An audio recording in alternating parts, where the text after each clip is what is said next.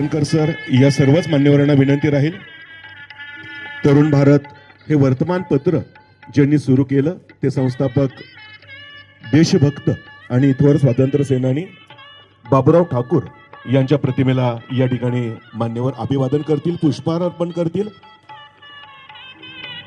I am product of Tarun Bharat.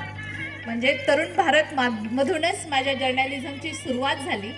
आणि खरं तर आज माझं असं ऑब्झर्वेशन आहे आणि ठाम मत आहे की जवळपास 70 ते 80% जी वेगवेगळ्या मीडियामध्ये काम करतात किंवा गव्हर्नमेंट किंवा अदर PR सेक्टरमध्ये काम करतात त्यांचं मूळ विद्यापीठ हे तरुण भारत आहे. तरुण भारत म्हणजे संजय सुद्धा समोर आहे माझा मित्र.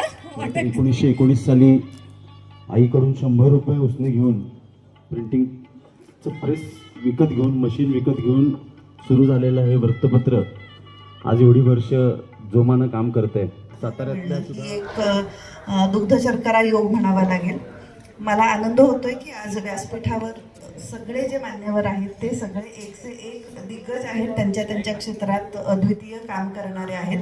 आणि आज तरुण भारतला आशीर्वाद देण्याच्या निमित्तानं या सगळ्यांनी इथं जे येणं केलेलं आहे त्याबद्दल मी दिलेल्या मार्गावर अव्याहतपणे शतकोत्तर तरुण भारतची वाटचाल ही प्रगतीपथावर सुरू आहे. आणि त्यातीलच सातारा आवृत्तीचा 30वा वर्धापन दिन सोहळा